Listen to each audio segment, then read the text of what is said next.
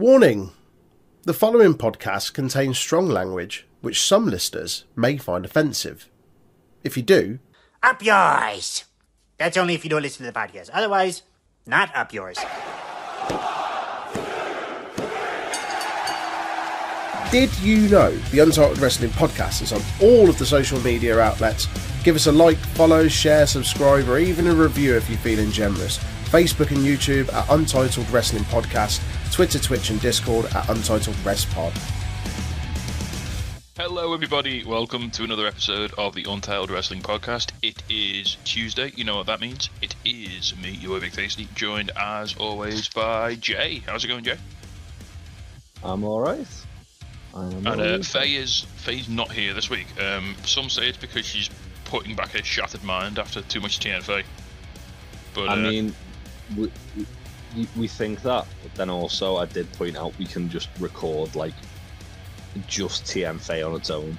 We can spin it out into a standalone podcast if we really need to make sure that everyone gets that content that they love of Faye having a mental breakdown on podcast. I might just do a load like ASMR just so that she can listen to them on the plane on the way to Japan. I feel like we should do like definitely do like a TNA retrospective podcast at some point. I just want Faye to try to enjoy a long haul flight while me and you were talking about the fucking lockbox challenge. Yeah. That'll be good. And then Tara got her spider back, but it means she lost the title. Yeah, because what's more important, a horrible fucking spider or the Impact Women's Championship? Incredible. Right, should we jump straight in? We've got a lot to talk about this week. Should we jump straight in with a bit of news? Yeah. We do have some breaking news. Breaking news? Oh, go on. This is exciting. And that is Dirty Dominic Mysterio has just signed a new WWE deal. Oh, fair. I was reminded today that he appeared in Lucha Underground. He did, very briefly. Yeah. He also Lucha Underground alumni Dominic Mysterio. Yeah, so he reportedly signed it a few months ago, and it's believed to be 5 years, but nothing's been confirmed. He did celebrate this news by posting a gif of CM Punk botching a buckshot lariat because he's a top lad. I mean, which one? There are several. Yes, is the answer. You've got a few to pick from there, haven't you? Oh no, it was even better. It was the fucking. I just saw him jumping on the actual GIF, but it's the one where he goes to do the springboard, falls off the top rope and breaks his foot. Oh, in the tag match. Yeah. Yeah, in the FTR match. Yeah, I remember that. He said, "Punch me like this, please, CM Punk. # best in the world." Fucking hell, he's gonna get in a fight, and Jesus Christ, it's gonna happen. If anybody is gonna get like the old Young Bucks Jack Perry treatment, it's Dom. If anyone's gonna reawaken No Chill Phil, it's Dominic Mysterio. Oh, he's a fucking menace. Absolute menace. Speaking of unfortunate news, a bit of a big one. Kenny Omega is out with an indefinite injury. He's been hospitalized. He has diverticulitis. Yeah, for those who don't know, diverticulitis is it's what Brock Lesnar had about 10 years ago. It's one of those things that like never really gets cured. It just sort of like gets suppressed. It's like an inflammation of the intestine. I've heard it described as basically above IBS but below Crohn's. Yeah, I know Brock had to have like a large part of his intestine removed, didn't he? Yeah. And the fact that it nearly killed a guy like Brock Lesnar tells you all you really know.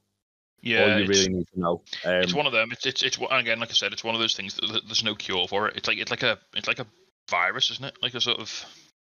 Yeah, so it can be like so.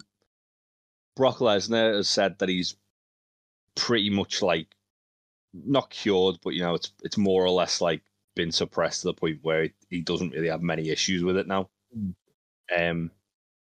But yeah, he's obviously had to go through a lot. I mean, you'd like to think on the plus side, On the plus side, a guy like Kenny, who's quite clean, he doesn't drink, he has quite a healthy diet. He's probably got a very good chance at managing this better than a lot of people. Yeah, absolutely. I mean, it's one of those things. Like, it doesn't matter. It doesn't matter who you are, like what kind of regimen you look after your body with. It can debilitate you. Apparently, Kenny was dealing with like what he thought was just a stomach bug for like the first part of the week, and then by the end of Dynamite this week, he basically like took himself to hospital. So basically, if you see this week's Dynamite and you think Kenny looks like he's fucking off his face during this promo, it's because he is actually off his face on painkillers. Yes, he's not having a good time at all. Yeah, our thoughts and well wishes with Kenny of Omega. Yeah, just rest up, play some Street Fighter, get better. Yeah, he's looking at starting to stream, so I think he's probably going to that'd be cool. Be doing it. Also, he said on his streams he wants to basically train against like his viewers playing Street Fighter. So I think we need to get Kenny Omega versus Andy from Pubs, the dream match. Yeah, do it, Andy. Following up with injuries, bit of bad week for injuries. It's all come out about Charlotte Flair. She suffered a very bad injury. We wish her all the best. Yeah. So it was originally reported it was just a torn ACL. You know, that's like a season ender if you're a professional athlete. However, she also has a torn MCL and a torn meniscus, and she believed to have sprained her neck when she landed as well. Yeah, it's, as I say, it's something that you don't wish on anyone. This is like for anyone who's kind of needs a bit of context.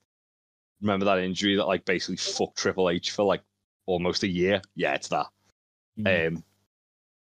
So I can't wait for Charlotte to come back with that Beautiful Day video package Triple H puts together for her. This also happened to former NFL running back Adrian Peterson a couple of years ago. Basically, his knee kind of just exploded, because he was back. So this happened like sort of 2 or 3 games into the season, and it was like he's out for a full year, like 365 days. And because he's an absolute machine, he was able to come back at the start of the next season, which was unbelievable. So it's said basically she's going to be out for about 9 months. So it's going to be a long recovery. Yeah.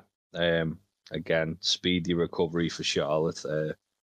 I imagine anyone who's thinking like her WWE deals coming up, that ain't happening anymore. They'll tack that 9 months up. Also, what sucks as well, she's gonna have to get surgery. Like apparently she's having surgery around Christmas as well, which is gonna absolutely blow. Because like, imagine, I can't think of anything worse than being home for Christmas with your knee fucked and not being able to move. Like as someone who hurt their foot earlier this year and couldn't walk properly, like that sucked enough. Like but that's Christmas. No thanks. Potentially being in hospital, recovering over Christmas. Yeah, imagine fucking. I mean, she should be in a nice hospital, but still, you don't want hospital food for your Christmas dinner, do you?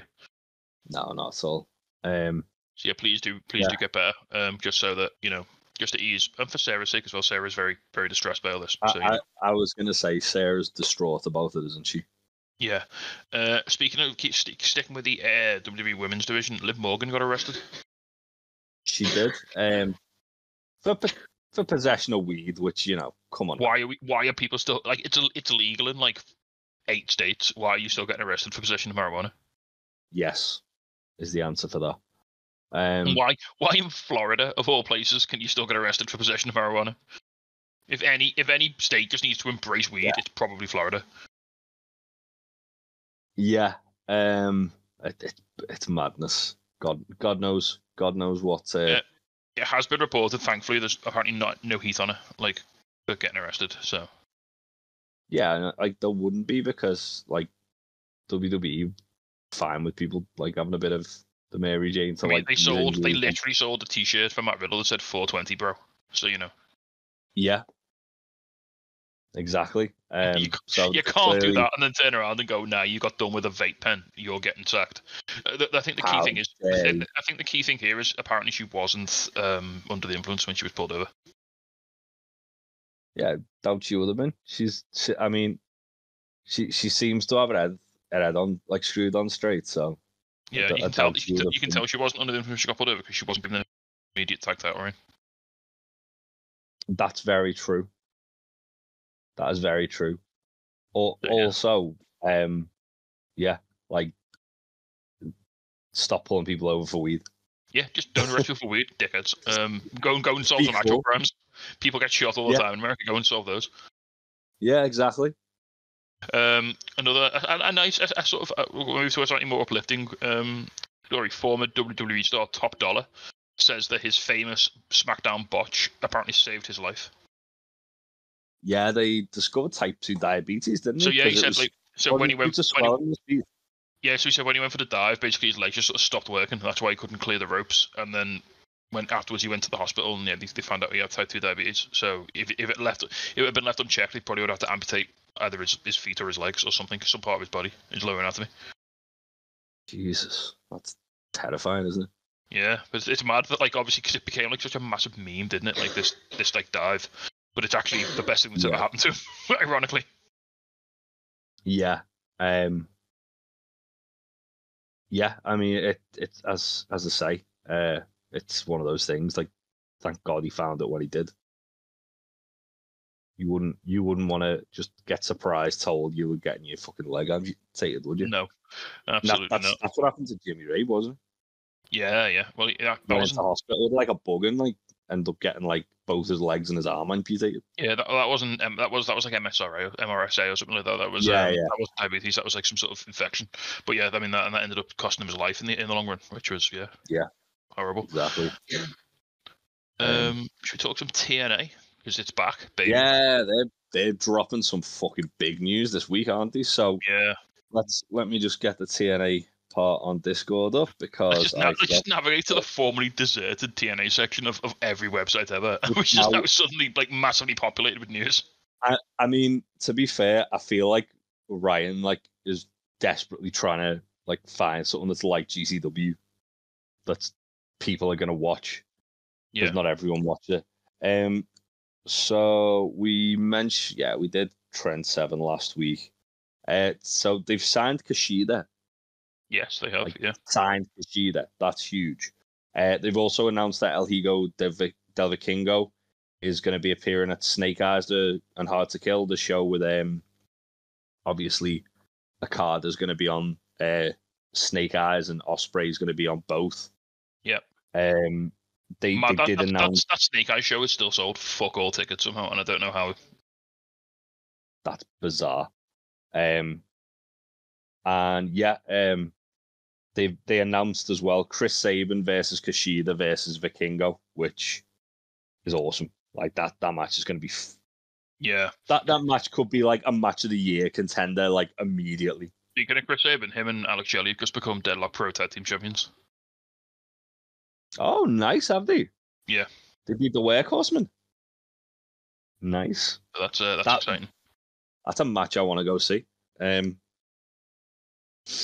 So they've distributed 348 tickets. To be fair, that venue only holds just under 1,200 people.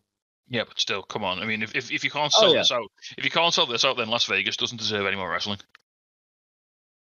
Las Vegas. To be honest, I feel like a lot of wrestling companies need to just work different fucking towns.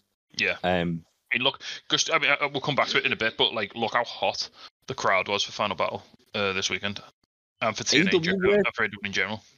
AW have worked there fucking loads up. I know, but like Texas crowds, man, fucking they're hot. Yeah. Give Texas more wrestling. Yeah. They also announced today on Busted Open Radio. Scott D'Amore did an interview with Bully Ray and just basically was just swinging his dick around, saying that they are on the goal line of finalizing one of the biggest signings in TNA ever. Now, it's probably not going to be Okada, is it? Because let's face it. What if it's Mercedes? Could be Mercedes. We are, as we record this, we are hanging on a Sean Ross Sapp announcement. He's got apparently big news about Mercedes money. Sean Ross Sapp tickled our balls with some Mercedes Moné news, and then he's not fucking released it yet. So at some point we might have to like slide that in if it drops our recording. We'll keep that. Obviously, you'll have already heard it because this is coming out tomorrow. So it's probably gonna drop while we're recording. So we will do like a this just in. But so either Jay will see his phone notification, or Sarah will text me, or both of us. Well, if Sarah sees it while it's happening. Speaking of something Sarah just texted me, something we do have to talk about, which the internet had a totally normal one about. Tony Khan at this week's Ring of Honor taping introduced a Ring of Honor Women's Television Championship, which the internet has reacted very calmly with about.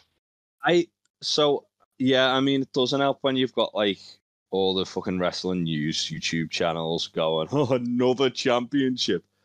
Yeah, another fucking championship, but I feel like maybe that they're gonna start separating Ring of Honor and AEW a little bit more. And also, let's just point out for a second that the Ring of Honor women's roster is possibly the best women's roster in all of wrestling.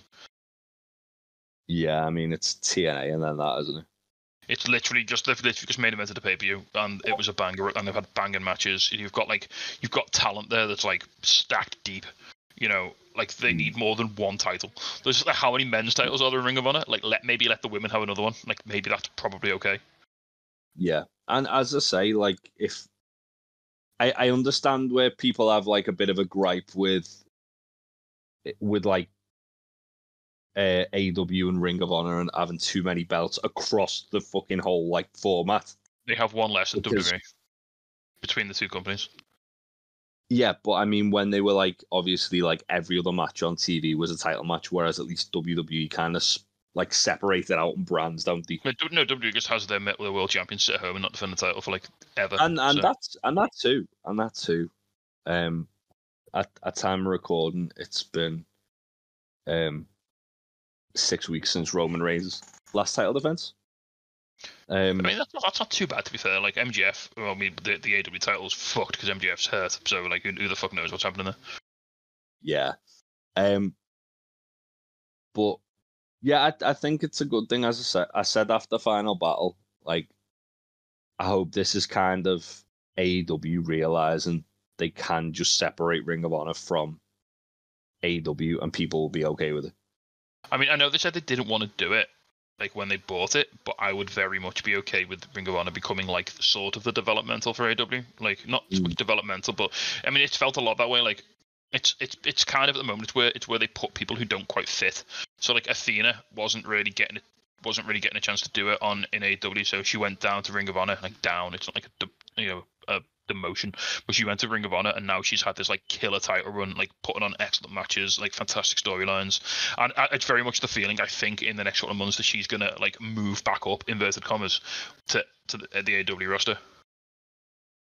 Yeah, I think after Supercard, maybe at Double or Nothing, she comes back across to AEW, and then I think they don't want to call it a developmental because then it has that stigma, doesn't it? If like if anyone goes the other way, like Athena did, then like because when people go back to NXT, like Baron Corbin went back to NXT, everyone was like, "Oh my god, he's finished. He's gone back down to like basically school." Although that being said, WWE have sort of removed that stigma in the sense that they're moving a lot of like they've got a lot of people who kind of just show up on NXT and like will have like a one-off match and then fuck off.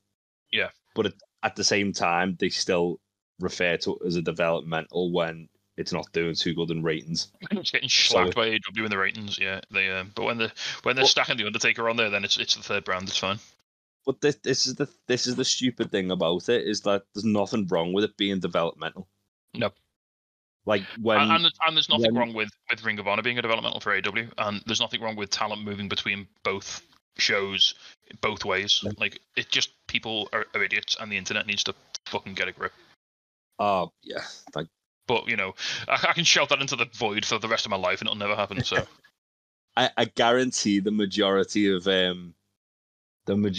people who are upset about this don't think for a second, well, maybe the wrestlers just want to actually wrestle. Yeah, like there's interesting matches to happen. Like I would love Athena and Toni Storm to have a match with each other. That'd be really nice. I'd love like, I mean, Dalton Castle's been on AEW lately, hasn't he? Like, he's been popping up like that. Remember that thing you did with the Acclaimed where they just let it go forever and it just gone. Yeah, but that would have been fun for a little while. Yeah. Any more news then before we wrap it up? Let's have a little look. Oh yeah, there was that. Excuse me. There was that big Japan news, which I'm trying to find. I might have to go into Discord to get this because I can't find it on Fightful in front of me. Hey, while you're doing that, I want to talk very briefly about some good news for AEW. The Revolution ticket sales have been very strong to start off. In a weird twist of fate, it turns out if you advertise a show far in advance, you sell loads of you sell loads and loads of tickets for it. Like All In sold about 40,000 already, and Revolution has already sold 11,000 with only 1,000 left as it's currently set up in the arena. This is obviously Sting's last match. It's probably pushing numbers here. It's in North Carolina, so Ric Flair is probably pushing numbers here because, like, if there's ever a justified use of Ric Flair, then it's in North Carolina. Yeah, it's in the Greensboro Coliseum, which is essentially where Flair had a lot of his most famous matches. Sting and Flair had like this is the match where the match that Flair did the promo about the other week with him and Sting, the 40-minute match. That's the one. That's where this happened. Yeah, I think Flair wrestled one like the match that's widely regarded as the best one he had with Steamboat as well. There. Yeah. Again, it's like a prime NWA WCW venue. Not to say that WWE don't run there or like other companies don't run there. There's a lot of Sting and Flair nostalgia running around this venue. It's very much Flair country. Yeah. Yeah. So I'm glad to see that's doing well. To be honest, this whole, like, just to kind of go back to the internet of brainworms, this whole like idea of not wanting wrestling shows to do well is fucking stupid. Yeah. Because it's creating jobs for people. It's creating opportunities for people who might not have got the opportunities elsewhere. I mean, you've just got to look at what Swerve's doing at the moment. Yeah, exactly. I am like the biggest, like, not bothered guy about WWE ever. I couldn't give a flying fuck about them. But I don't want it to ever not exist because look at how many people get to work there, and look how many people get to enjoy that product, and look how good it is for the business of pro wrestling to have that. Like, I don't want Okada to go to AEW because although if I was like, oh my god, it's my team inverted commas and they're signing Okada, yeah, that'd be great. No, I think it'd be better. I think it's better for the health of professional wrestling that he stays in New Japan or TNA. But I can't imagine a world without Okada in Japan. Like, I want the Japanese wrestling scene to be strong. I want every wrestling company in America to be strong. I want British wrestling to be strong. You know, I want all wrestling to do really well because I like wrestling. Yeah. I'd like British wrestling to stop booking nonsense as well. While we're on the topic. I mean, let's keep things realistic, mate. Come on. Not all companies. Some are all right. Anyway, speaking of Japan, New Japan have announced that they have joined the United Japan Pro Wrestling Group. It's basically like a super company, made up of nine founding group members of Japanese promotions. I think that something like this felt like it was on the horizon because we saw, like, obviously, like, a lot of crossover with, like, New Japan and Noah and New Japan and DDT. But a lot of that lately, hasn't it? Like, a lot of DDT guys popping up in New Japan, a lot of work between New Japan and Noah, which is great. Again, it's great when everyone just works together. It's so refreshing to see an entire country's like wrestling scene come together in this way. Yeah. Imagine if that happened in the States. Yeah, so the founding group members are New Japan, All Japan Pro Wrestling, Pro Wrestling Noah, DDT Pro Wrestling, Gambare Pro Wrestling, Big Japan Pro Wrestling, Dragon Gate, Stardom, Tokyo Joshi Pro Wrestling, and further group members will be considered in the future. Oh, excellent. You're saying there's a chance for Kaiju Big Battle? Kaiju Big Battle are American, but yeah. They could get in there, you know. Yeah, there is a chance though for like a company like Freedoms, which is Jun Kasai's company, or even even what's his face, FMWE. They weren't announced. No. There's still a chance. But yeah, the founding chair is Seiji Sakaguchi, and the executive office is going to be New Japan.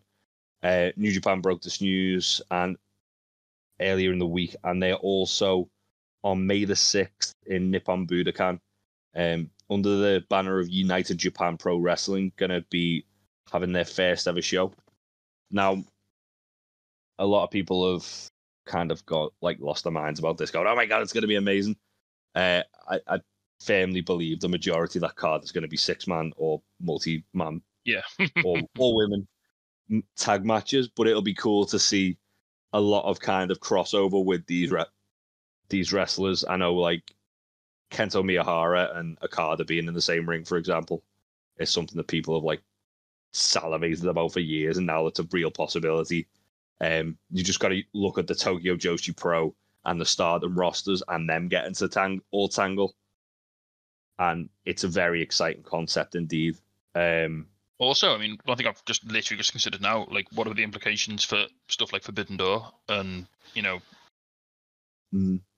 does that open via New Japan? I mean, I know, but there was always a talk, wasn't such and such can't be on Forbidden Door because New Japan wouldn't want it to happen or whatever. And yeah, I mean, I think that's more down, some of the restrictions with that was more down to Mexico, which Tony Khan. Jay, I just want Mao on Forbidden Door, mate. That's all I want. I just want Mao. What I want is Mao Callis versus Don Callis. I just want Mao back. I feel like shit. I just want Mao back. Yeah, we love Mao. We are a Mao household.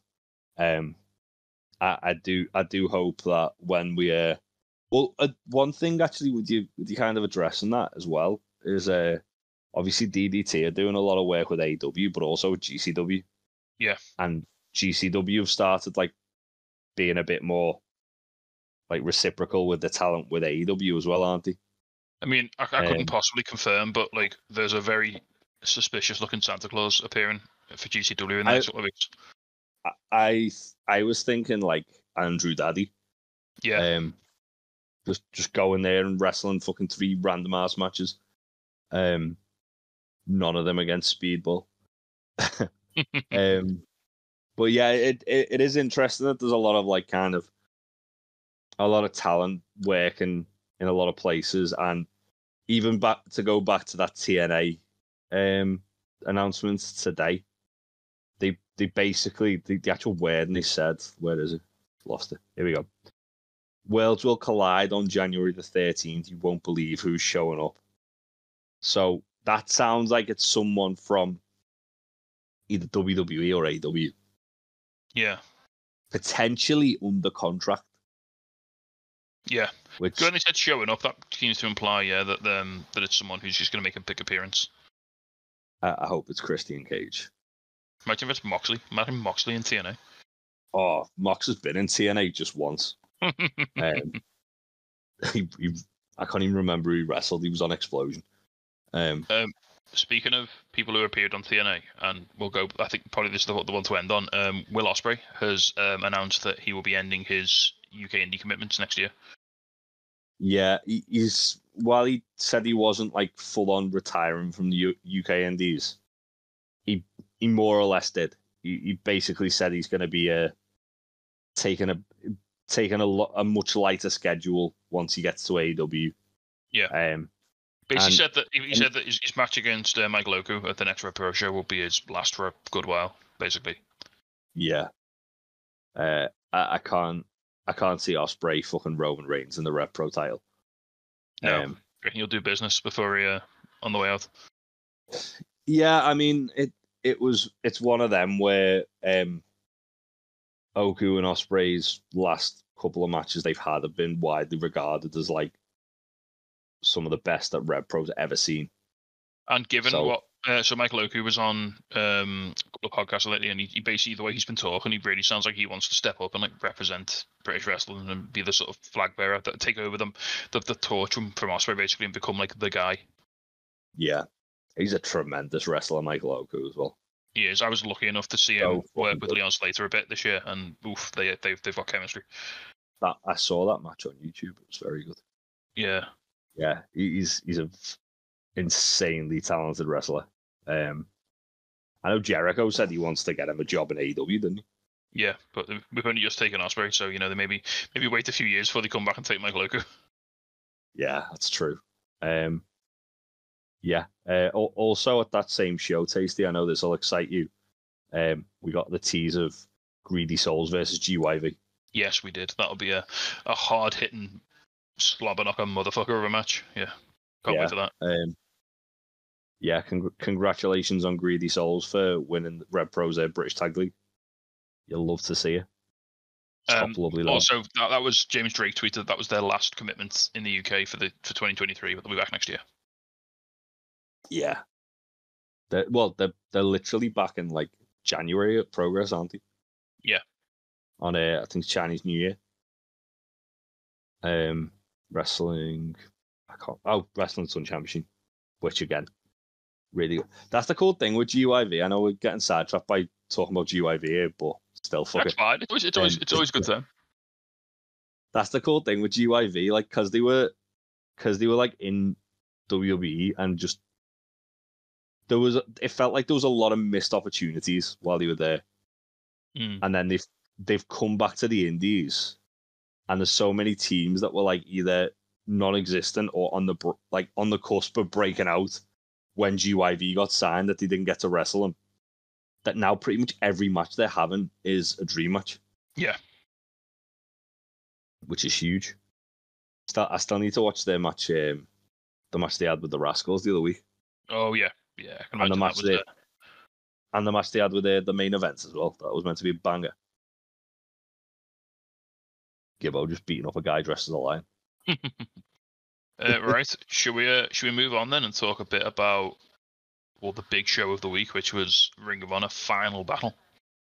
Yeah, this was a banging show. Because hot damn, I mean the hot streak of Ring of Honor pay-per-views just rolls on. I mean, I don't have time to really watch it weekly, so I don't, especially now there's like 3 AEW shows, and like I barely have time to watch them.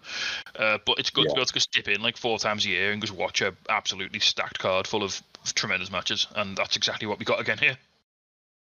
Yeah, I tend to just kind of... I did watch it weekly for a long time, probably up until about All In, and then again, there was just too much stuff to try and like keep up with. Yeah, I think Collision killed it off. Ironically, as soon as Collision came on and I had to watch that, then it was like, right now I don't really have time for this. Because it's like Wednesday. If I stay up, it's like Wednesday night is Dynamite. If I don't, then I have to watch it on Thursday, and then Friday into Saturday is Rampage, which I watch on Saturday morning, and then I tend to stay up on Saturday night and watch Collision, and then I'm just done. Like, yeah, it's a lot of wrestling to kind of consume. I usually just tend to, if I hear a match is good on the TV now, I'll go and check it out. Yeah. But I do wish I could watch more of it.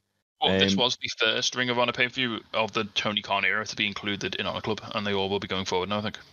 I think it makes so much sense. If he wants to get more people watching Ring of Honor, it makes tons of sense to do it in this model. Because it costs about the same amount of money to pay for a year of Honor Club as it does to order the 4 pay-per-views, and you also get all of the weekly TV as well that you can just watch whenever you want, if you want to. And access to the back catalogue, And access to the back catalogue. Speaking of which, Final Battle from 13 years ago was the anniversary. That was the other day. That was the one with Kevin Steen and Old Generico with the fight without honor, which is still the most upsetting wrestling match I've ever seen in my entire life. I rewatched that the other day. Such a good match. Do you want to watch several people get package powerbombed onto the turnbuckles? Because if you do, boy, have we got the match for you. I do enjoy their ladder war as well. Me, Ryan and Aaron watched that for one of our watch-alongs, and Ryan was nearly sick when we were watching it. Incredible. When Generico took that grotty fucking package pile driver on like the ladder bridge. Yeah. Right, should we fly through the pre-show here? Because 1, I didn't watch all of it, and 2, there's 14 matches on this card, so we've got to motor through something. I didn't watch any of the pre-show. Right. Okay. We'll just talk. We'll just talk it through. I didn't see Taya Valkyrie versus Jasmine Allure. Guessing it was fine. Johnny TV was there. Nice to see him. Yeah. I saw the second half of the Von Erichs, which is Ross and Marshall, sons of Kevin, I believe. Yeah. They took on the Outrunners, the wonderfully named Turbo Floyd and Truth Magnum. They beat them. I love the Outrunners. They're getting a bit of traction. They're like the new 2.0 in AEW. Now the 2.0, now the 2.0 aren't jobbers anymore. They've like filled that niche, haven't they? They really are. Yeah. Then we had a man who had a big night. Brian Keith beat Jack Cartwheel, and that was the winner of that became the sixth man in the Survival of the Fittest match. Yeah. Which was you love to see Brian Keith doing well. Yeah, and then in a banger that I don't think they really advertised, Daniel Garcia took on Blake Christian. Yeah, so literally Tony Khan came out and announced this because Survival of the Fittest qualifier went short. Yeah. So yeah, this is lovely. Daniel Garcia won. There was a lot of there's a lot of storytelling in there, like Daniel Garcia figuring out who he was and sort of the whole thing he's been going on in AW, which has been nice. And then we kick off the main show with for the AAA Mega Championship, Vikingo versus Black Taurus. Yeah. So, was this your first time seeing Black Taurus? Oh, no, I've seen Black Taurus. If he left that arena without an AW contract, that's dereliction of duty by Tony Khan. I don't know if he'll get a contract, but I think he'll be like Vikingo, just brought in all the time. You're definitely having him back because fucking hell, this match ruled. It was so much fun. I think he's on a handshake deal with TNA as well. Who? Black Taurus. Black Taurus. Yeah. But he's excellent. A man that size should not be able to move as quickly as he can. But he can also catch Vikingo and throw him all over the place, like when he hit that powerbomb on the outside where he just threw him. Yeah. Yeah. Him and Demonic Flamita had a match in PWG against the Kings of the Black Throne, and Black Taurus and Brody King just house fighting is fucking a sight to behold. Yeah, see, I just need get some sort of lucha stable and have found a reason to fight the House of Black for a bit, and yeah, that's imagine just get him in get him in LFI. Yeah, or just get him, Vikingo, and Commander, and have them going into the House of Black. I don't know. Just find a reason to do it. Yeah. It'd be alright. But yeah, phenomenal match. Obviously, Vikingo gets the win, retains the championship. But yeah, fucking what an opener! It's exactly the type of big, flippy, high energy match you want to start the show. The crowd were molten for it. They were red hot. Yeah, I think, is it all of the Ring of Honor shows this year have opened with Vikingo? I think so. He's just we need someone to just start. We need someone to preheat the oven, so we send off Vikingo and just have him go nuts. Yeah, because they had Vikingo and Commander on the first one, didn't they? Yeah. Right. Sean Ross Sapp's dropped the Mercedes thing, but it is an audio file, so get Sarah listening. Yeah. Tell her it's 20 minutes to have a little listen to it. It's 20 minutes long. It's a 20-minute podcast he's dropped, but on within that. Fuck that. Everyone can find out for themselves. It'll be all over the news by the time this podcast comes out. It'll be on Twitter by the time we finish this fucking podcast. Yeah. Right, well, we move on to the second match then. We had 6-man tag team match for the titles. Mogul, the Gates of Agony and Brian Cage with Prince Nana. Everyone doing the Prince Nana dance in the crowd. It's great. It's the best thing that's ever happened to anyone ever. They took on the Mighty Don't Kneel, which was Vegeta, Bad Dude Tito, and Shane Haste, because Mikey Nichols just refused to come to America for some reason. I don't know why. He has been to America since leaving WWE. Yeah, but just lately, he's just not been over. I don't know why. But yeah, this match was really fun. Might be his visa. Might be his visa, could be. This match was really fun. Mogul Embassy looked really good in this. I think they've being in the tag leagues really helped them a lot, I think. Yeah, they definitely felt like they had a little bit more sort of chemistry with one another, and also just generally kind of grown as performers as well. Yeah. Yeah. Cozy Vegeta's fucking awesome as well. Yes, Number one sweet boy. Yeah, everyone in this match impressed me. It was really good fun. Yeah, it was great. Next up, we had Ethan Page versus Tony Nese in an I Quit match. I didn't realize how long the build for this match has been. Yeah, it's been like it's been quite a while, but I didn't realize like just how long either. I knew it was probably around not long after thingy. What was the last pay-per-view? Death Before Dishonor. Yeah, But I didn't realize it like literally it was like almost a 6-month build. Same with Athena and Billy as well, wasn't it? yeah. It was no. It was again. I feel like a broken record. It was a great match. It ramped up really well. Like Tony Nese, like basically bloodying Ethan Page up, making him try and say quit. We had Mark Sterling helping him, Ethan Page get himself handcuffed and everything. Well, we had at the start Mark Sterling getting handcuffed to the ring post and Mark Henry coming down. Yeah, he Not wouldn't do even it. saying anything. He just looked at him and he was like, "Okay, Mark." Yeah, Mark Henry just came out and intimidated him. Texas's own Mark Henry, obviously. Yeah. So yeah, that was really good fun. And then we had obviously Ethan Page gets himself handcuffed and he's about to get brutalized by Nese, but then reach for the sky, not that one, and it's Scorpio Sky's out to make the save. Yeah, I was excited for that. Men of the year, ride again, baby. Yeah, because I love Ethan Page. Scorpio Sky's fine, but Men of the Year were fucking awesome. So they are greater than some of their parts, aren't they? Yeah, absolutely. Absolutely. It was super good fun. Yeah, and then Ethan Page, he just like chokes him out with the handcuff, doesn't he? Basically, and makes him say he quits. Yeah.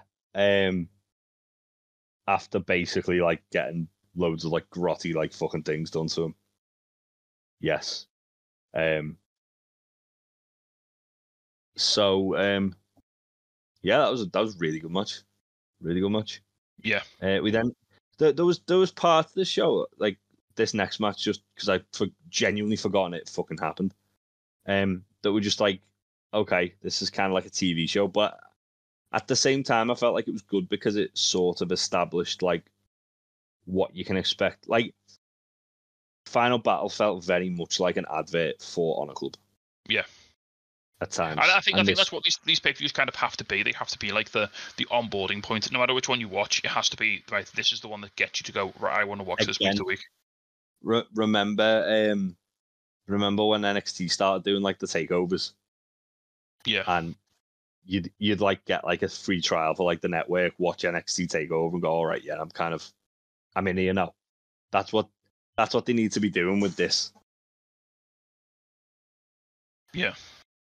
So yeah, Nyla Rose versus defeated Vixen. That was pretty fine. much Just bit of a squash, wasn't it? Yeah, just 2-minute squash match. It was fine. Just gets people on the show. Just Tony gets to pay people, which is fine. Then Survival of the Fittest final match. 6-man Commander, Brian Keith, Lee Moriarty, Dalton Castle, Big Shot, Lee Johnson, and a reimagined Kyle Fletcher. New music. The new music fucking bangs. Oh, he came out like dressed like Carnage, didn't he, as well? Yeah. He had all. He looked like someone in Resident Evil film who's about to turn into a monster. Yeah. This felt like a star-making performance for Kyle Fletcher. Well, so first of all, it was a perfectly solid match. It was great. I'll give you an idea of what happened. So Lee Moriarty took out Lee Johnson and Dalton Castle. That was after Johnny TV came out and got in Dalton Castle's face and distracted him. Then Brian Keith eliminated Lee Moriarty, and then Kyle Fletcher eliminated Brian Keith. So you're left with Kyle Fletcher and Commander. And when it got down to the last two guys, they basically just decided to do a 4.5-star match after the first 4 eliminations. Yeah. Because the match was great up until the point, but then when it got to the last two, it just went into like the stratosphere in terms of like what was happening in the ring. It just went bananas.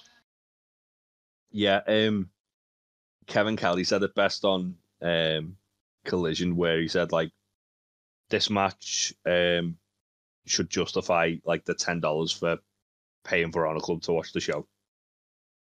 Yeah. It was fucking awesome. Survival of the Fittest is a really cool like ROH concept where it's essentially just a 6-pack elimination challenge. But you've got to tag in to get in as well. Yeah, it's always really fun. They did a really good job of making a lot of like new stars as well as kind of like having Dalton Castle do like his comedy stuff, and like Lee Moriarty came out of this feeling huge. Yes. Brian Keith did, and then obviously Commander and Carl Fletcher felt like much bigger deals than they were going into it. Yeah. It's one of those matches that it kind of elevated everyone, didn't it? Which was great. Yeah, everyone could say everyone was coming looking really good. Carl Fletcher looks like, I mean, he said, like, didn't he, like, he wants to, while Mark's injured now, he wants to use this time to prove that he is more than just a tag wrestler. He can be a bona fide single star. You know, he can. Did you see what he tweeted before? No. He said he's going to surpass Will Ospreay and Kenny Omega. Oh, big words. And he's confident that he's going to do that. I think he can. He's a phenomenal wrestler, isn't he? He is. I mean, Mark Davis is great, and I love Aussie Open as a team. But like Kyle Fletcher is just limitless potential. He does feel special, doesn't he? Yeah. Next up, then we moved on to Pure Rules. We have the Pure title defended by Wheeler Yuta against Tom Lawler, Filthy Tom Lawler. I didn't even know Tom Lawler was on the show, so when his music hit, I went fucking nuts. Yeah, this got announced, like this and the Vikingo match both got announced on like the end of Dynamite. Right. Yeah. In fact, no, I think the Filthy Tom one got announced on like Friday morning. Oh, fair. I must have missed that over the weekend. I was pretty busy. So, but yeah, I went fucking ballistic. I was like, oh my god, this is incredible. Yeah, I really enjoyed this. Yeah. This was oof. Tom Lawler's just a little treat every time he rocks up, isn't he? He's just really nice. Fucking great. I'm just always happy to see him because you know he's just gonna come in and hurt people, and that's what you want. Yeah, Tom Lawler's what Matt Riddle should have been. Just like an ex-MMA guy who just like can go. What? Not a shaman for the Rascals. And that too. He does have Team Filthy though. Yeah, I really like this. I like the fact that essentially Yuta was like just trying to skirt the rules as much as possible. And then when it like started like almost biting him in the arse, he basically just like cheated and won. Yeah. Yeah, I like how quickly Yuta got his warning for the closed fist. Well, he hit Lawler with one first, and in the build up he said he was going to do it. Yeah, and then later on, Lawler just like, well, I've got a free one. I've got a free one here, so why not? And then he just hits him with it. So yeah, Yuta hit Lawler, and then the ref didn't like stop it, and then Lawler hit Yuta and got a warning, and it was just like, you piece of shit, Yuta. Yeah, I like that Yuta's just like going full bastard. He is just a horrible little shit, isn't he? Like that's just, he's got it down to a T. It's incredible. As Bryan Danielson said, he's a little shit. Yeah. Yeah, and after the match, so he won with a seatbelt, but Lawler got his foot on the rope. But the way Yuta did it was he was blocking the ref's view of Lawler's foot. Yeah. So he kind of like sort of cheated to win. Lawler eventually shakes his hand and Yuta just kicks him in the dick. And then Hook comes out and Yuta leaves the ring. Hook goes to check on Lawler, and then Yuta like slides in and low blows Hook because he's a little shit. It was a really fun match. Next match, I know you're very excited to talk about this, was Keith Lee versus Shane Taylor. Yeah, so we talked a little bit about this yesterday, didn't we, when we were sort of hanging out? This felt like a real sort of reintroduction of Keith Lee. Like a lot of the stuff that he maybe has been able to do lately, like because he was a little bit limited by his health when he came into AEW. It feels like he's gotten himself to a position now where he can just go fucking full tilt, because some of the shit they were doing in this match, like we talked about, everyone's seen it. That fucking Canadian Destroyer off the top rope was ridiculous. Yeah. It's just great to see. It's like the first time we all saw Keith Lee, when me and you first saw him like on the Indies, it was like, oh my god, a guy his size can do what? And now it feels like he's getting back to that point, which is great.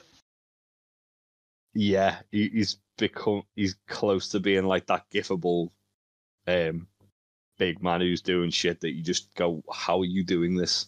You fucking lunatic. Also, great to see Shane Taylor getting his flowers at the end of this match because he's so good. Yeah. Such a good wrestler. Deserves all the credit. I hope he sticks around and we see him again. Well, he had new Mikey Ruckus music, so I think he will be. True. I feel like he'd be a very good foil for Eddie Kingston for that ROH title, provided Eddie keeps hold of it. But yeah, this was great. Just two big lads, just throwing hands, doing silly shit you should be able to do. And Keith picks up the win. Yep. Yeah, it was really, really good. We want to talk about, don't quite know, but it's a very close run of a match tonight, the next one. Dem top guys, FTR and Mark Briscoe versus Blackpool Combat Club, consisting of Bryan Danielson, John Moxley and Claudio Castagnoli. Basically started out as a 6-man, became a fight without honor, and holy motherfucking shit. This match was absolutely nuts. It was just unhinged. This is probably going to be in my match of the year. It was fucking awesome. Yeah, it could be recency bias, but when I watched, after watching this match, I was like, that's in there, that's on the list. Yeah. Well, I just love the fact that they did the 6-man, and it started off really like a typical 6-man tag, but really good technical wrestling. BCC were just being gobshites to everybody because BCC had to be heels here. Yeah.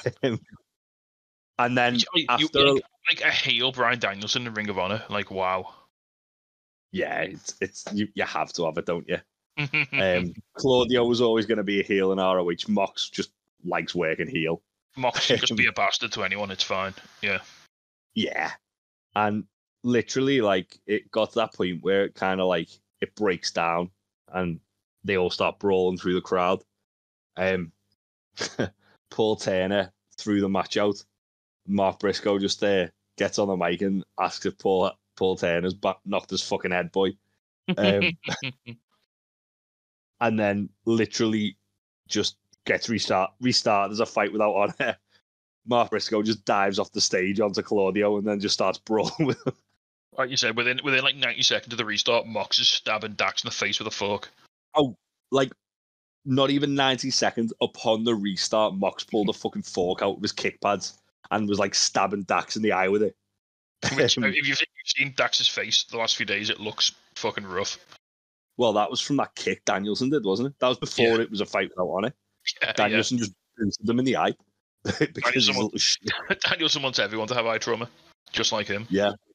I love the way that as soon as he did that kick, Caprice just went, that man is going to have a black eye tomorrow, guarantee it. And then you see Dax on collision, his eyes swollen shut. But yeah, there was some excellent stuff in this. There was when Mark was going for the Doomsday device, and the Blackpool Combat Club broke it up, and then as he jumped off the top rope, Claudio goes European upcut to the soul out of his body. Yeah. I really enjoyed that. That was great.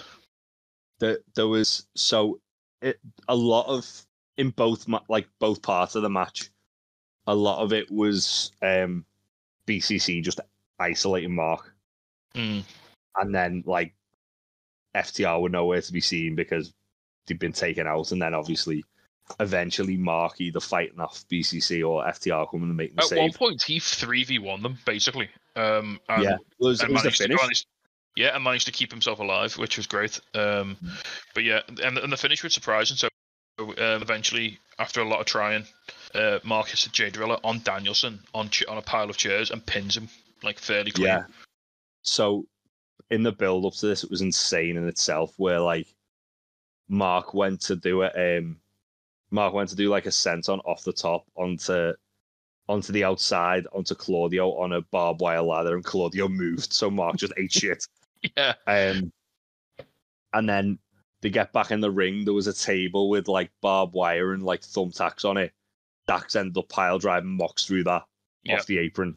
I can't remember how hair got took out, but was it Claudio? It would have been Claudio, wouldn't it? Possibly, yeah, probably. I think Claudio just like yeeted him into the crowd or something. It was just fabulous, like lunacy, wasn't it? It was so good. Just a bit as well, where like the ring had like about like 10 chairs in there, and Danielson just kept kicking Mark, going, "Tonight's not your night, Mark. Tonight's my night." And like, you could just see Mark like getting more fired up, and then he just J drilled Danielson into the fucking chairs. It was like, yeah, that was awesome. Yeah, as I said, for me, it's one of my matches of the year. It was fucking outstanding. Yeah.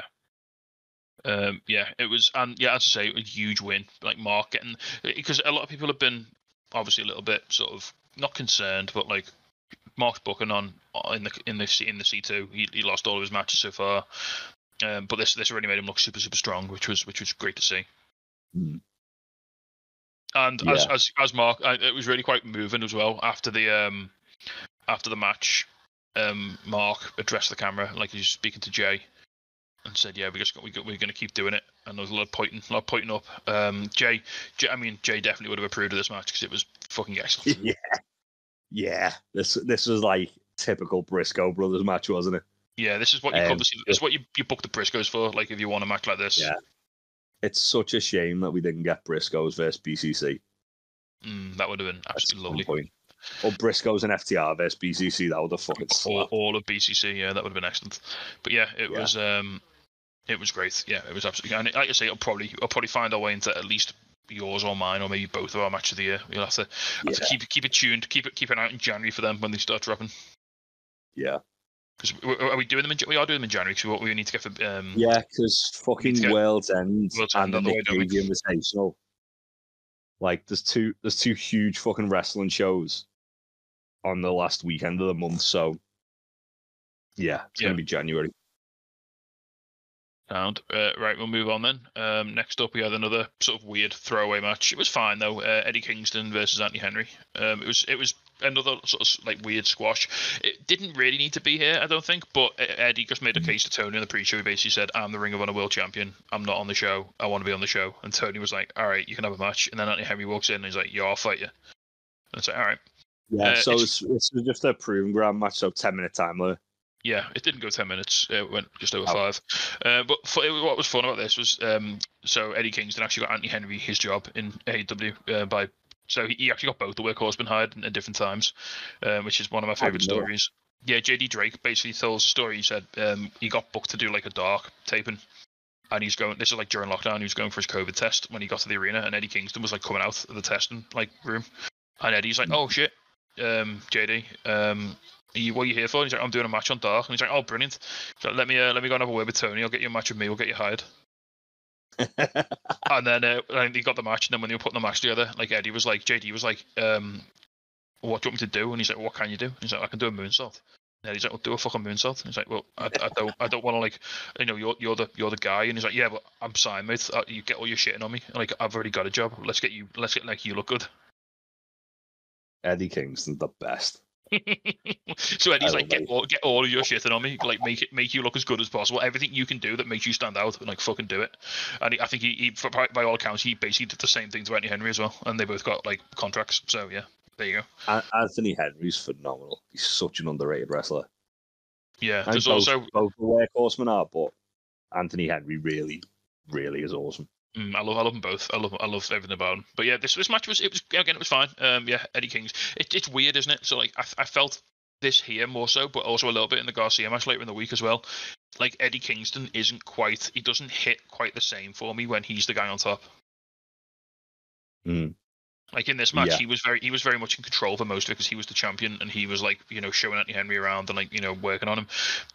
Eddie Kingston works better for me when he's like pushing against the odds against a guy like Claudio or Danielson or when he's basically Terry Funk. Yeah. It's a bit. I don't know if I think it still works, but it's just weird for me seeing Eddie be like the dominant guy in the match. Yeah.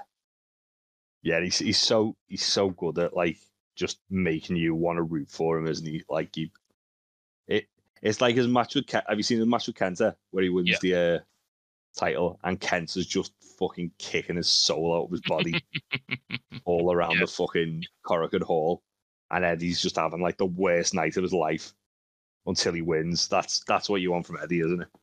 Yeah. Yeah, and then right onto the main event, Athena versus Billy Starks for the Ring of Honor Women's World Championship. What a fucking match! Jesus, and what a time to be alive. We've got Athena doing like the work of her career. We've got Billy Starks, who's just stepped up like several levels here. Like just turned 19. Yeah, she is younger than the Ring of Honor promotion. Yeah. Which is madness. You've got, headlining the pay-per-view. It's Athena in her home state. Athena with a Bane gear on. Athena, like with her Bane, that was incredible. So on the last show as well, Billy Starks broke Athena's nose, and so Athena's got like a face mask on, like a sort of football style face mask. Within like sort of the first 5 minutes, Athena's just beating the shit out of Billy Starks. They've had this mentor relationship for like the best part of a year now. Like Athena's been sort of like learning under Billy Starks, and the whole storyline was that Billy Starks learning under Athena. Billy Starks just felt like she was never going to get what she wanted off Athena if she stayed with her. Like she was never going to be taken seriously. She was never going to be sort of like given the opportunity. So she stepped out of the shadow and was going to take it for herself. Basically, that's the sort of. And Lexi Nair was also involved, but Lexi was kind of more on Athena's side because Athena was like favouring Lexi as this sort of trainee. Yeah. And then Lexi got to do the ring announcement for the match as well, which was lovely, which was really nice. That's a really nice touch. Yeah, and like even like there was a bit where like Athena was like shouting at Lexi to give her the belt when there was a ref bump, and Lexi was like, "No, come on, Athena, you don't need to do this. We don't need to do any of this." And yeah, it was just awesome. Like that belt shot Athena took as well, where like Billy like basically like drop kicked it into the belt. Yeah, was fucking awesome. And there were just enough places where I thought Billy was going to win it. Like,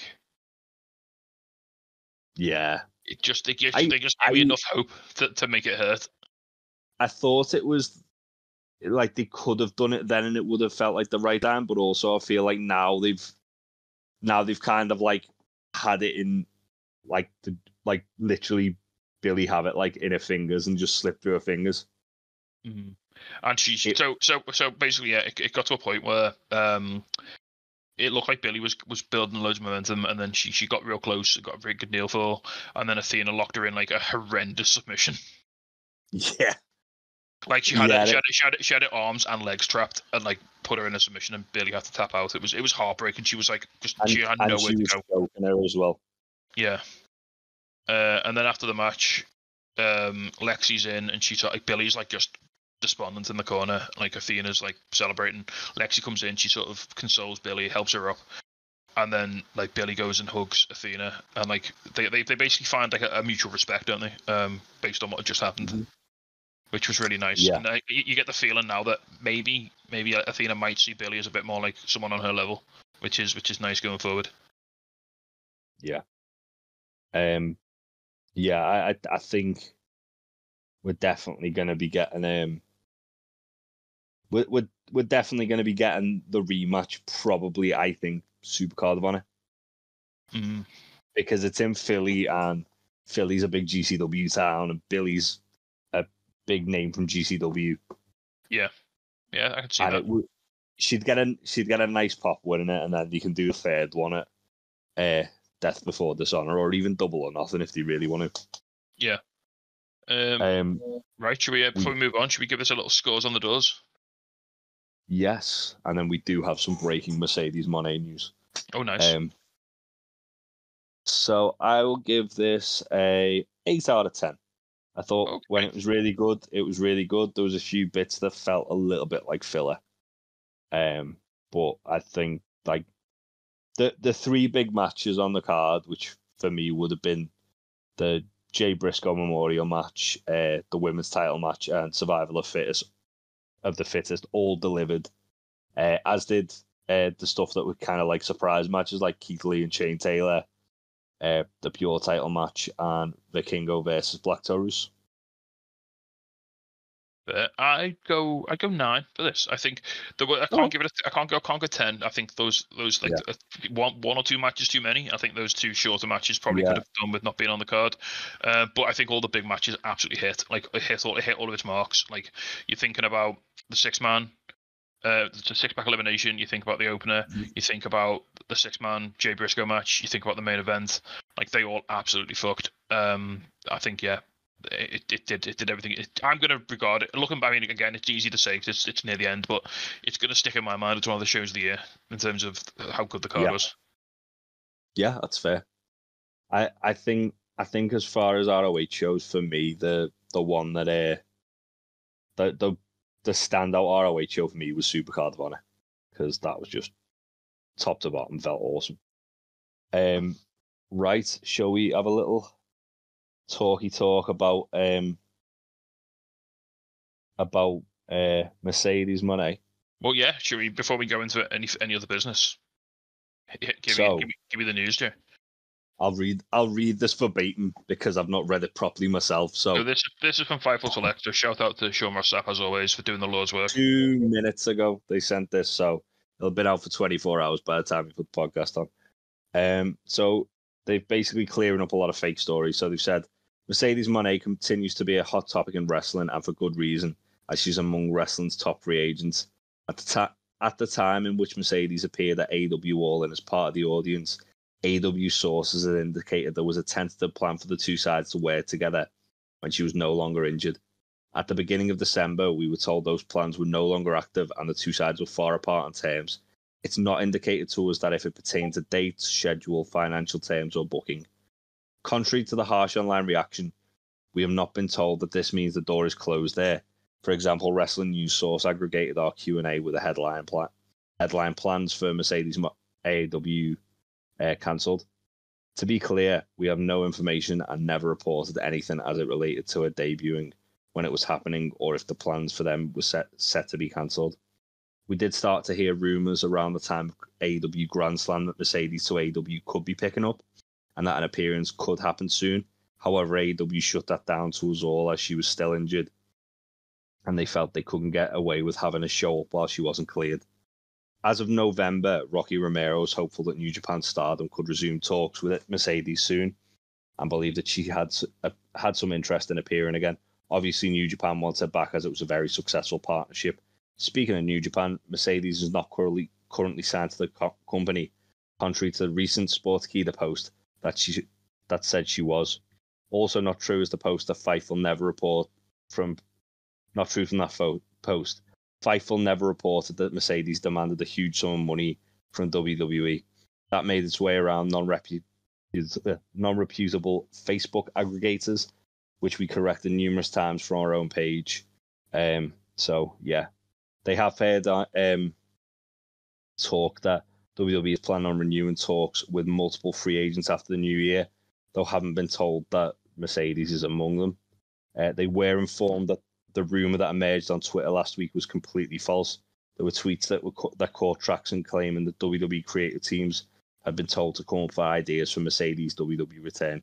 Regardless if she is planned or not, that isn't something that anyone that Fightful had heard from close to the situation or been told to prepare for. But it is worth noting that creative were also not prepared for CM Punk's return, but for most others they are. And they've said that WWE has indicated to them they are interested in bringing Mercedes back in the past, and that isn't anything new.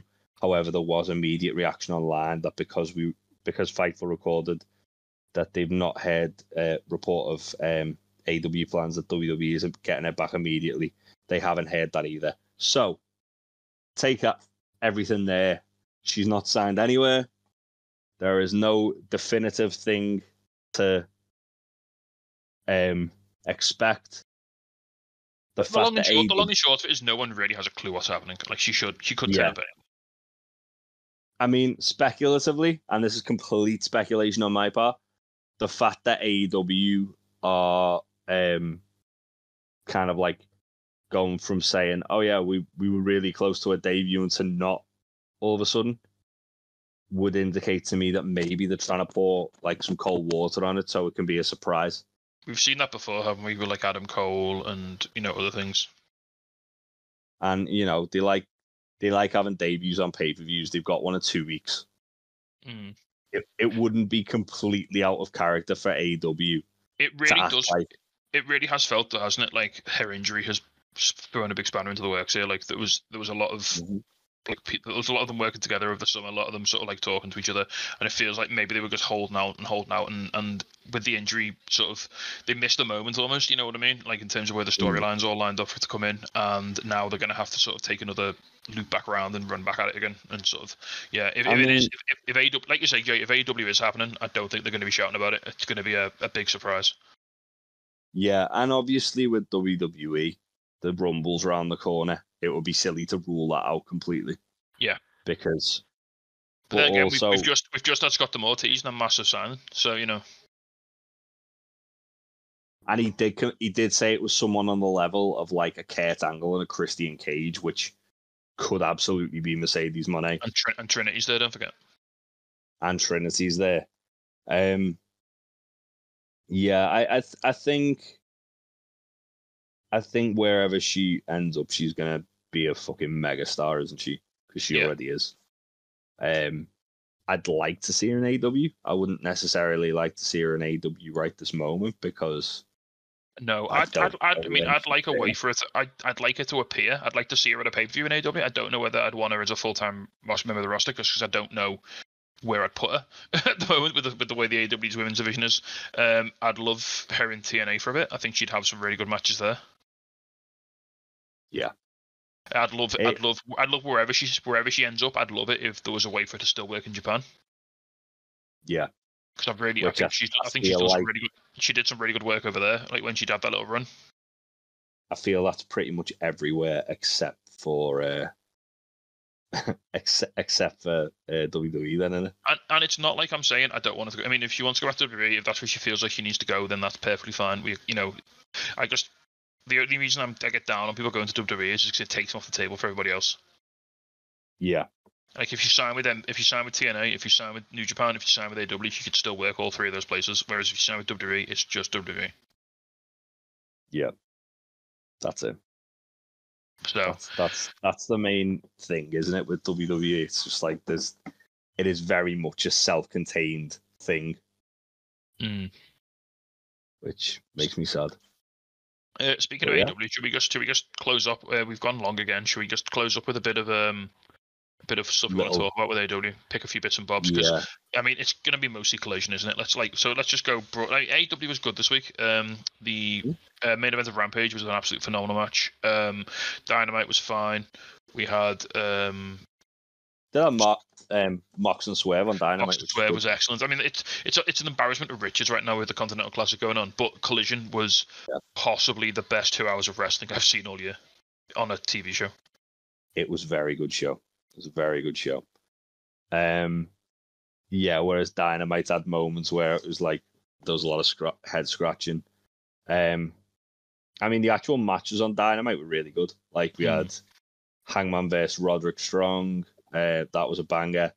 Andrew Daddy versus Brody King. That was a banger.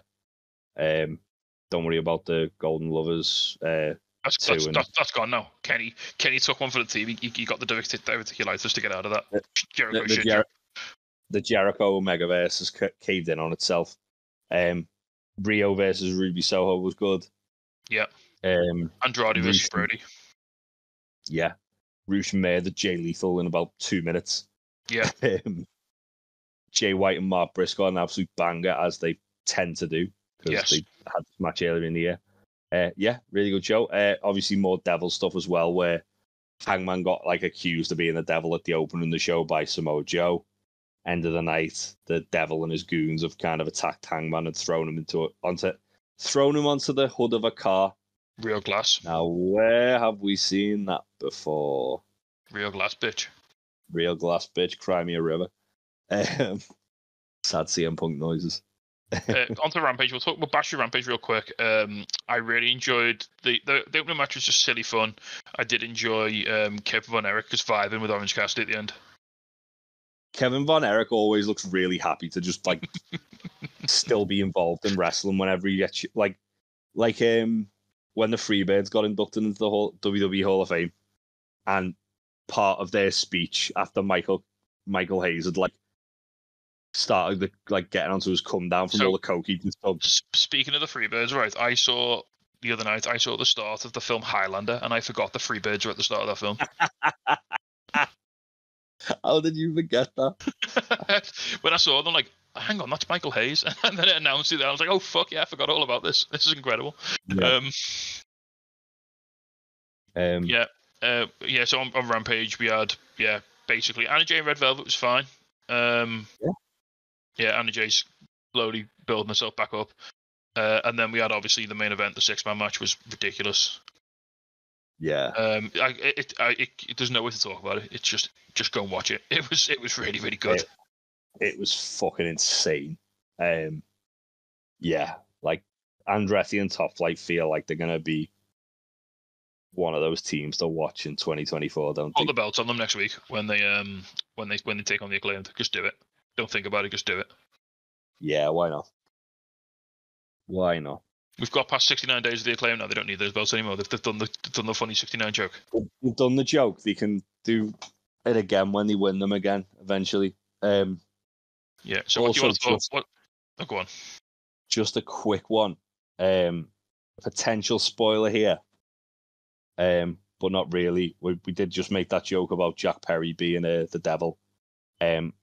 Fightful Select report the other day that they received a message from one high-level source immediately after that segment, specifying that they don't believe, keyword don't believe there, or key phrasing rather, that Jack Perry is involved in the angle, and that while Perry's suspension has long been up, he's not been back at shows, which is it's more like a case of they're waiting for something to come along for him. But he has trademarked Jurassic Express and the Boy and His Dinosaur. Yeah. So who knows what's going on?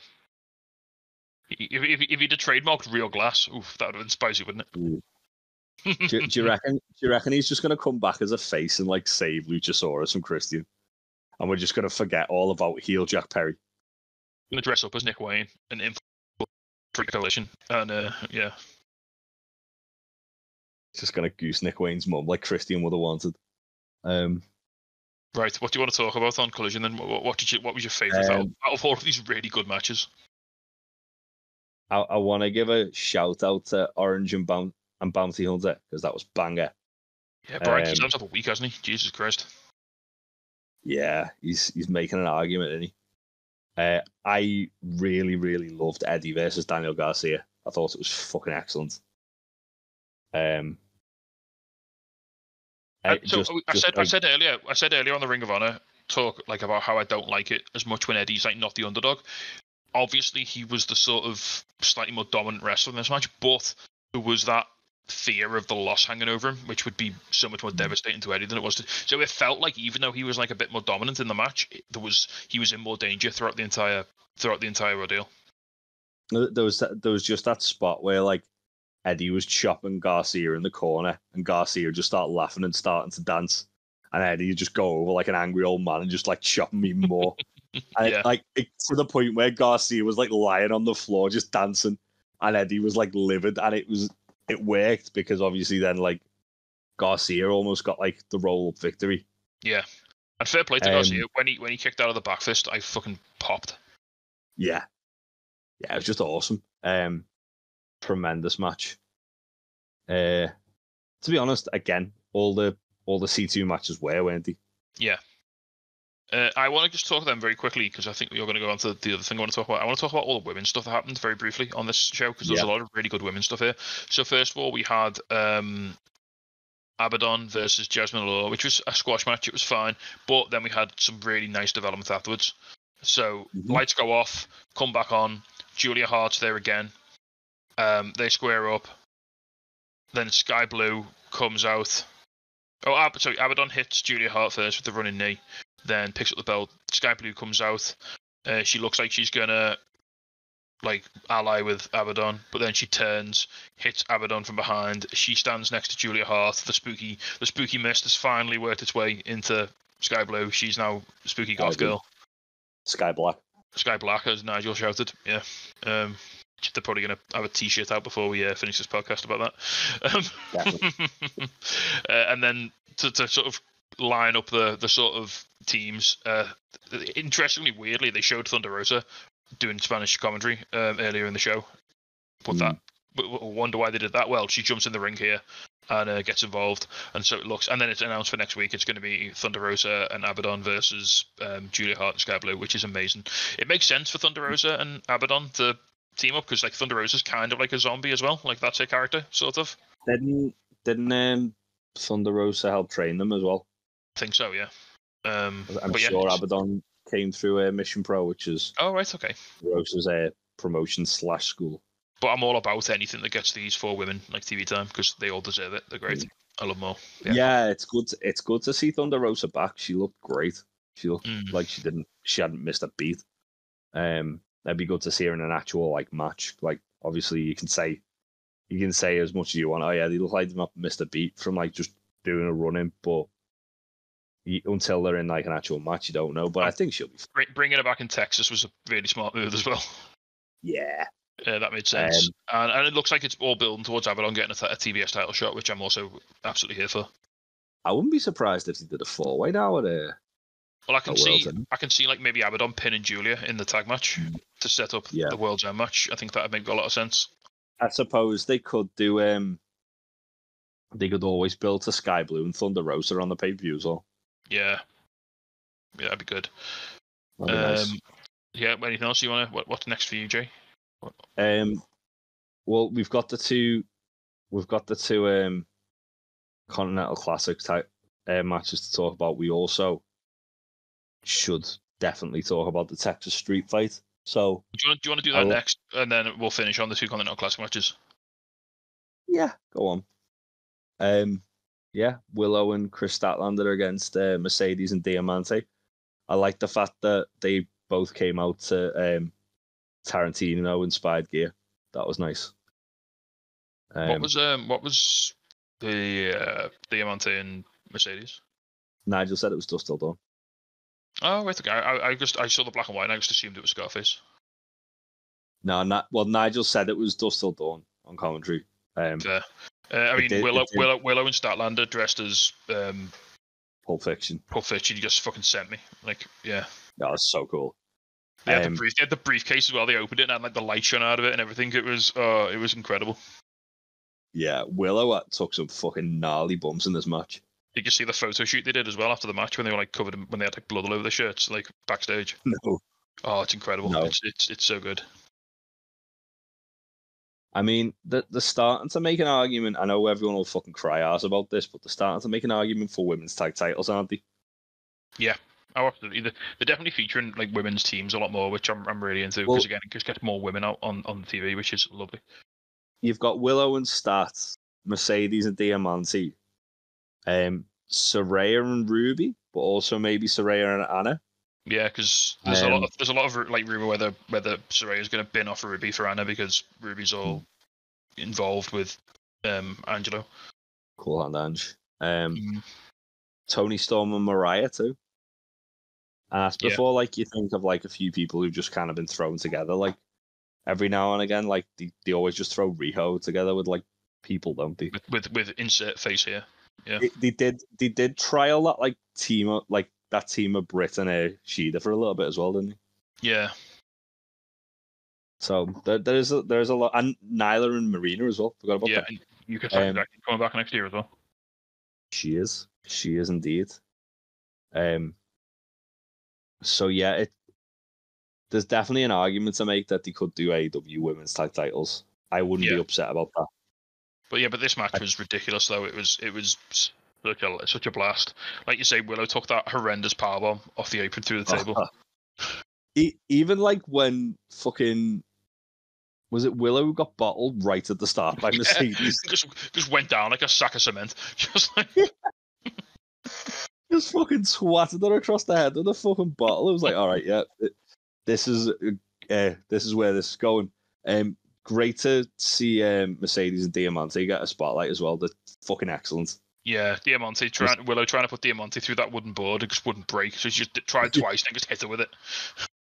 Yeah, Willow doing a little Brody King thing as well. Like 2024, we need Willow versus Brody King. Yeah, if that's the first intergender match in AEW, then that's perfectly fine with me. I don't care which fucking promotion books it. I'll fucking start the promotion. That's where I think we should do it. Yeah, just do it there. Excalibur booked that shit. A lunatic. Super Dragon, unhinged lunatic Super Dragon. Yeah. Get it booked. But yeah, the match was phenomenal. And then it kind of finished on like a really weird, not weird, but like Willow and Diamante were like just dead on the outside, and then Statlander just wraps a chain around her hand and just murdered. Willow and Mercedes. Yeah, and then Statlander just wraps a chain around her hand and just murders Diamante in the ring, like without any concern for Willow, who's just like annihilated. It was nice that she did a discus lariat though on Brody's birthday. Yeah, that was cool. Very nice. Yeah, that was cool. It was really nice as well. Like they made sure to mention it was Brody Lee's birthday. That was very nice. Enjoyed that a lot. Yeah, so the couple of bits that I want to quickly touch on. Claudio defeated Andrew Daddy by a pop-up hoof to the dick, which, please. Tactical penis obliteration. Yeah, after Andrew Daddy basically fucking recreated Charlotte destroying Henry. The mad bastard. We got a little bit of FTR House of Black development, which was cool. House of Black banned a picture of Dax's family, which, yeah, I'm sure you'll take that. I'm sure you'll take that completely normally. My daughter, and yeah, main event. This was one for both of us, really, wasn't it? Yes. That little Goblin versus Brody King. This was excellent. Brody King is having a fucking time in this tournament. Yeah. I think Brody King's really like making an argument for himself as like a breakout star for 2024. A proper like standout, reliable singles guy. It's like we all thought it was going to be Malachi who was going to like be the singles guy from House of Black, but no, it's Brody. The thing is, I like the idea that all three of them could be it. But the one I want to see wrestle most in singles matches now is Brody King. I'm sorry. Yeah, I do still really want that Malachi Black versus Bryan Danielson match that they teased us of a few weeks ago. Yeah, when he fucking spooky kicked them. I love how quickly like Danielson's eye patch just got fucked off in this match as well. Well, Brody just like ripped it off, didn't he? Yeah. He just pulled it down, and then like there was the tape on, and then Brody just like clawed it off his face, and then immediately like slammed his head into the announce table. Yeah. That crossbody into the fucking barricade was horrifying as well. Yeah. And like then immediately after that, Danielson's eye just started like piss and blood. Do you see by the end of the match his eye was actually swollen shut? Yeah. Like Brody would have been stiffing the shit out of him in this. Is this eye ever going to get a chance to heal? Yeah, when he retires. Yeah, just got to work the rest of his full-time career with like a knackered eye. I wouldn't be surprised if he took a little bit of time off after Wrestle Kingdom. Yeah, maybe not like a lot of time, like maybe like 2 or 3 weeks. Come back at the end of January, instantly challenge. I don't know who you need to wrestle that we've not seen him wrestle yet. That'll be like a pay-per-view match. Malachi, there we go. Do BCC versus House of Black at Revolution. I loved the finish of this match as well. So basically they sold it like Brody King was like the fucking Terminator. So, like him kicking out with the fucking Busaiku knee at one, the lunatic. Yeah, so he hits him with 2 Busaiku knees, doesn't get it done, and then Brody like he's getting like slowly back up to his knees, and then Danielson hits him with another one to the back of the head, and eventually finally pins him. And Brody kicked out at like 3.1. He did the Laredo Kid kick out, didn't he? He did.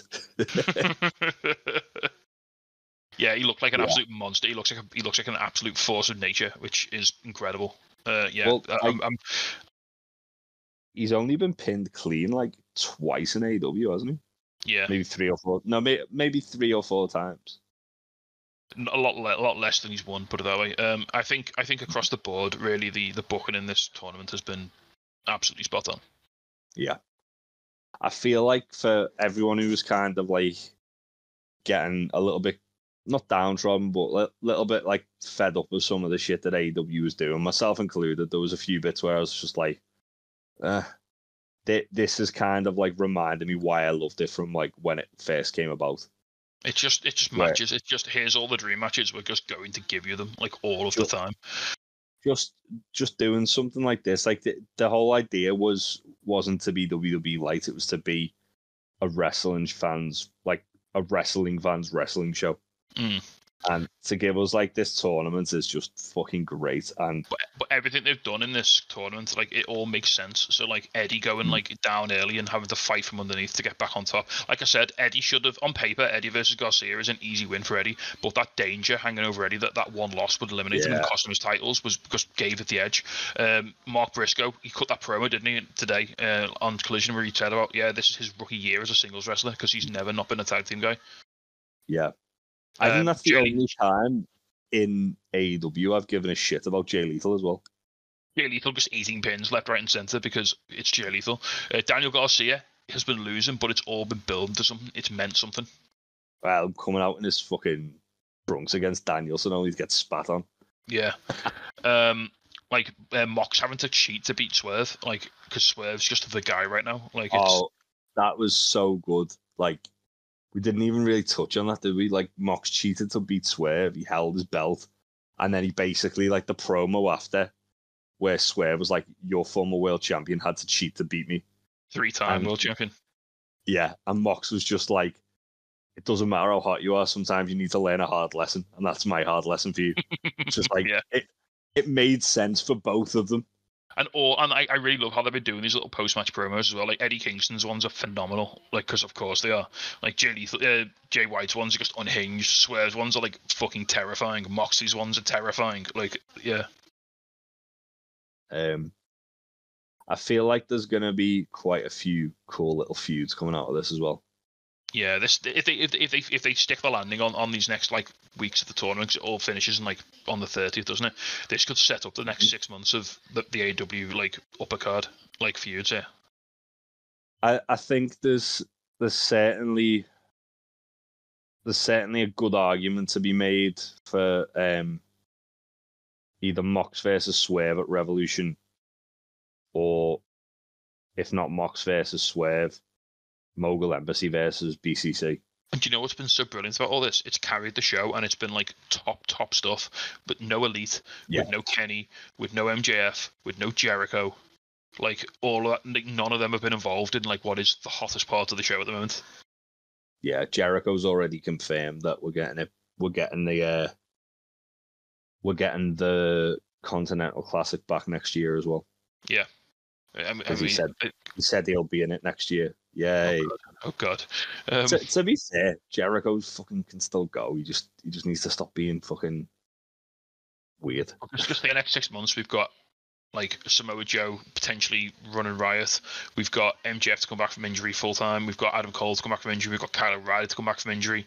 We've got it's Jamie Hayter to come back from injury. It's what they've done while they're like top guys have been like on the shelf, like Kenny, like Adam Cole, like MJF. As well. They basically said all those upper mid card, like upper like main event guys that we've got, let's just have them go fucking nuts in a tournament, and it's really worked. I do like the idea of, because obviously they used to do like the don't forget as well, the Collision Cowboy is out as well. Yeah, Juicy. He'll be back soon though. Yeah. I do like the fact that like when like in the past we've had like these cool tournaments with AEW, it has felt like it's like elevated a lot of people. I hope next year less like kind of trying to be something they're not, and more let's do things like the Continental Classic, let's do things like the World Championship Eliminator tournament. Like, bring back the fucking women's title tournament because that was fucking awesome. Because think as well, this tournament doesn't even have like Takeshita, Willie Hobbs, Kyle Fletcher, you know, all hot guys that could like easily Wardlow, guys that they could just. And we've still got Christian and Adam Copeland's feud bubbling away as well. Like there's they're having a no holds barred match at World's End, aren't they? They are, yeah. That's going to be fucking wait for that. Tasty. Yeah. Like Darby's still halfway up. Is Darby even up a mountain yet? I don't even know what he's doing. Like, no, he's just preparing himself to be frozen on the summit of Everest. So yeah, I know there's been a bit of doom and gloom this year on AEW. I know they kind of got away from the mission statement a little bit, but this is what a fucking time to return to form. Yeah, I'm really looking forward to what next year holds for them, and wrestling as a whole. Like, it's so fucking exciting right now. Like, to every time I think I can't be more excited about TNA coming back, they drop like another fucking thing. It's like, oh, by the way, this is happening. It's like, Okada is going to be in TNA. CM Punk, what's the fuck's he going to do in WWE? Who knows? Like, I don't think Punk knows. We might get Okada Ospreay versus Vikingo in TNA. Yeah. That's a real fucking possibility. What a time as we sort of wave off 2023, like and again, this is why going back to bring it all full circle, Jay, going back to what we said at the start of the show, like at the start of the podcast, like how, if you're a wrestling fan, how can you not enjoy this? How can you look at the landscape of pro wrestling now as it lies and be like, I need to be negative about some aspect of this? Because I only want one company to do well, and all the others should go out of business, and everyone should be unemployed. But like, this is a golden era. Why would Tony Khan go against the mom and pop company WWE and stop people from going to work for WWE and instead make them work for All Elite Wrestling? Sorry, Jay, before you do this, you need to make "I'm standing up for WWE" your Facebook status. All right, yeah. What I'll do is I'll email all my friends and tell them why I'm a WWE fan. But it's not. But it's not just WWE. Like, it happens with every set of fans. Like, there's dickheads all over the place, too. And then there are rational people all over the place. Tribalism is tribalism, and at the end of the day, you actually look at the people who work for the fucking companies, and they're all friends. They're all just having a fucking laugh at this because the internet's whipping themselves up into some sort of hate orgy, and all the wrestlers are going out and having fucking pizza together. Well, not all of them, because that's not allowed.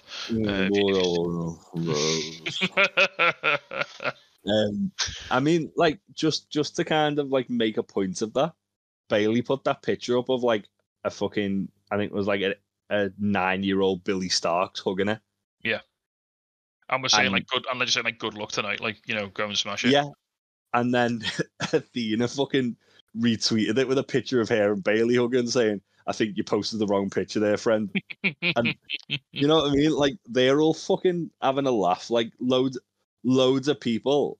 Look, the wrestlers are enjoying this, the business being as good as it is. The wrestlers are enjoying themselves. Just as a fan, just enjoy yourself. It's not hard.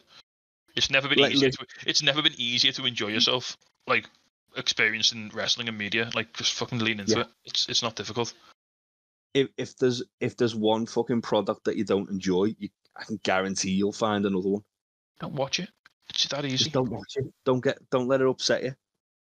No one's coming around and changing the channel on your telly and making it come on the TV. Like, just don't do it to yourself. There are infinite streams of entertainment available. The internet just exists forever. Like, you can find, if all you want to watch is 1990s Stan Hansen matches, you could do that until the end of the world. You could. You know, just fucking live your life, enjoy what you enjoy, and don't be a fucking knobhead.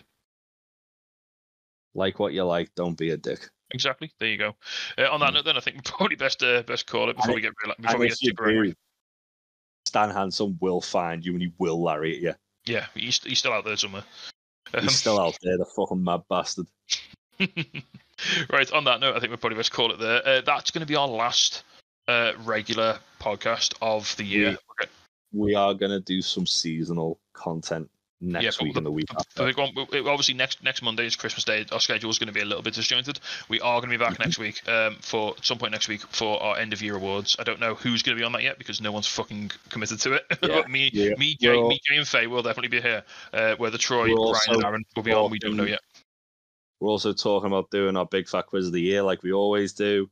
Yeah, that's maybe a bit more up in the air. We don't quite know what's going on with that yet, but me and you'll probably do World's End predictions, won't we? We'll have some World's End stuff going up. Ideally, we might even do it on the day of, depending on how it all. We might even do it like a couple of hours before in the pub somewhere. Yeah, but then we'll be back at the start of the new year to talk about World's End, and then you're going to do another series, aren't you, of matches of the year like we did? Yeah, we're going to do matches of the year. Where possibly, if I've got time, and it might end up just being me and you doing this for like one last kind of like weekly podcast of the year, do predictions for 2024, and then we can revisit these on our last podcast of the year because we didn't do them this year. We usually do them, don't we? Yeah, it's good because I normally get them fucking horrendously wrong. So yeah, there we go.